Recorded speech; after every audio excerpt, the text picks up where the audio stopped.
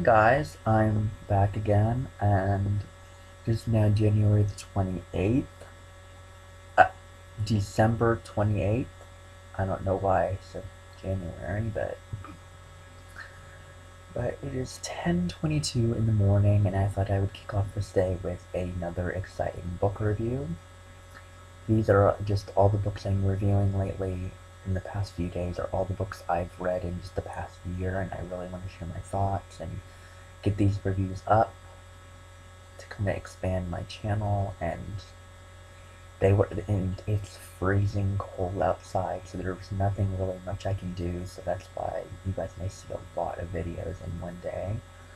But I'm back in this shirt just because it's very comfortable, and I have several of them, so it's not the same one I wore a couple days ago. I have like 4 or 5 of these shirts.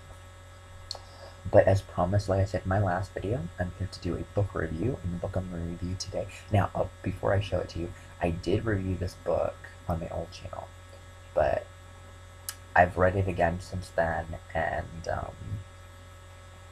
my thoughts may have changed a little bit on some things, but, and ignore my hair, I don't know what it's doing, it's really bothering me, I need to get it cut, but, I've read a little bit more of her work since the first time. But anyway, the book I'm going to review for you today is going to be on The Mayfair Moon by J.A. Redmerski. And yes, it's the same wonderful author who wrote The Edge of Never. But this is actually her first work. This was her debut novel. And I'm going to read to you the back of the book. After a nightmarish encounter with a werewolf, 17-year-old Audrey Dawson loses her sister, but gains the love of a mysterious young man and his legendary family.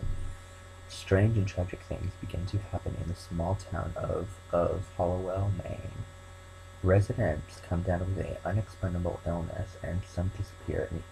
In the midst of everything, Isaac Mayfair is adamant about keeping Audrey safe, even from her sister, whom he has warned her to stay away from. As unspeakable secrets unfold all around Audrey, impossible choices become hers to bear. Untimely, no matter what path she takes, her life and the lives of those she loves will be in peril. As she learns about the werewolf world, she also learns what her place in it will change the destinies of many. And that's it. The first time I'm getting used to my camera. The first time I ever saw this book was actually on Goodreads, and I never knew it was self-published until months later. But I think you guys can say the first thing that really drew me to this book was the amazing gorgeousness of this cover. It's just so pretty. Basically, this is a werewolf trilogy, obviously. And my best friend Dayana over at Rating the Bookshelf, she's a huge fan of this trilogy, just like me. But she's read all 3 books, but I've only read the first 2 books. I need to get around to the last one yet. But I really, really, really liked this book. And I have a sore throat really badly, so if I have to take a drink, I have some tea sitting here. So if I have to take a sip of tea every now and then every now and again, please don't be too upset about it. I'm gonna jump in. It's 4 minutes, and I haven't really been talking about it yet. Okay, this book is about Audrey, and after her and her sister Alex, after a nightmarish encounter with a werewolf, her and her sister are sent to live with their uncle Carl and their aunt. Oh man, I knew I was gonna forget this. Their uncle Carl and aunt. This is gonna bother me.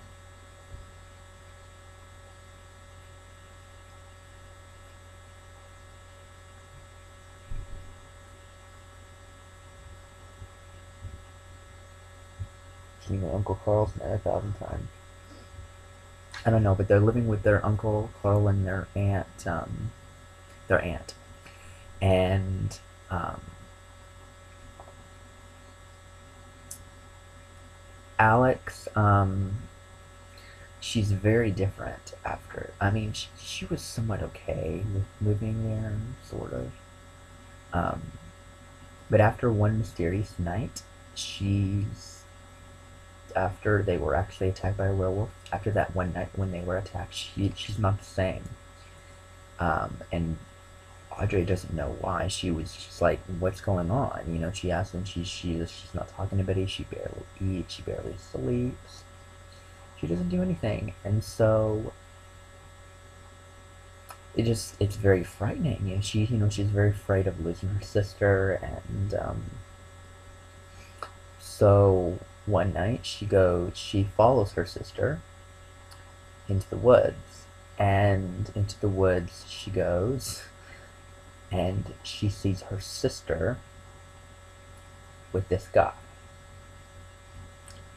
and she knows something is up. She knows something is terrifyingly off about this. She doesn't know what's going on. And soon after, she meets the the perfect guy that's not so perfect, um, Isaac Mayfair, who's attractive, handsome, everything you can want in a male character that's in a romance. Obviously, you kind of look at this couple and you kind of know that they're going to fall in love. This was I'm gonna a little bit go off topic of this just for a second. Besides reading Prince of Wolves by Quinn Loftus, and besides reading Shiver and Linger by Maggie Stiefvater, this was um, my third werewolf book, and then Prince of Wolves, and then yeah, this was my third. Uh, Kindred was my fifth, was my fourth, and Prince of Wolves was my fifth. But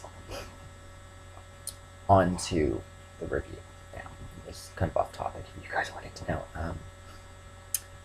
And she kind of falls into his arms, not figuratively, obviously, just kind of in that sense.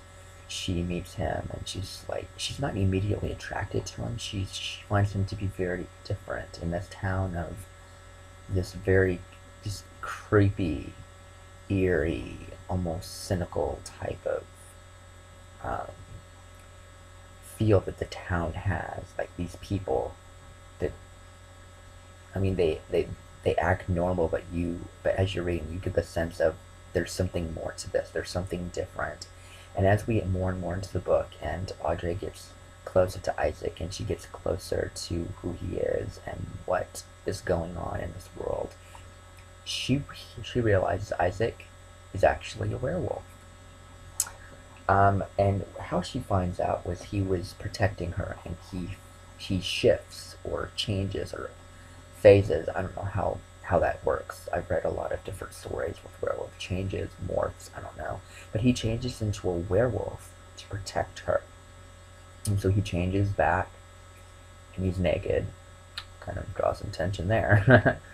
And it kind of blossoms, that whole romance between them kind of blossoms even further.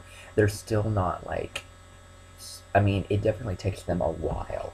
I mean, she wasn't like, there's not insta love in this.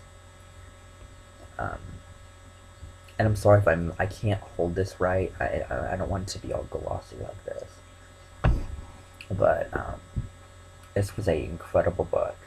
We get to learn a lot. We get to meet a lot of really fun characters like Zia,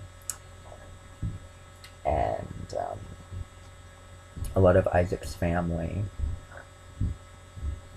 This book has been compared to a lot about Twilight, and I have no idea why. It's completely different.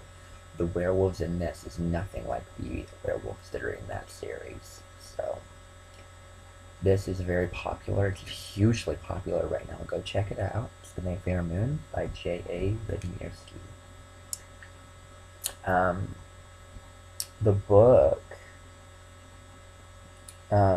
is a total of 349 pages. Well, this is my copy. My copy's an older edition of it. But if you go get it, but if you get the paperback now, it's going to be 346. And the book ends with Isaac, and Audrey after meeting Trojan, which is Isaac's father, and meeting Arame for the first time, and they kind of go back to Hopewell, Maine, and they're together, they're happy, and Uncle Carl is just now getting out of the hospital because of an accident that one of the evil werewolves has caused, and we find out in this book that Audrey's sister Alex has been turned into a werewolf, and we find out that there is a upcoming war between the Veracruz bloodline of werewolves as well as the Mayfair bloodline of werewolves. There will be a war between them in the future, and there's a kind of prophecy that Audrey will be a part of that war, and she will be the one that starts the war.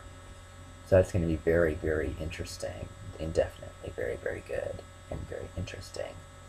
So I hope you pick it up. It's worth picking up. Sorry if I didn't really explain a lot about the story.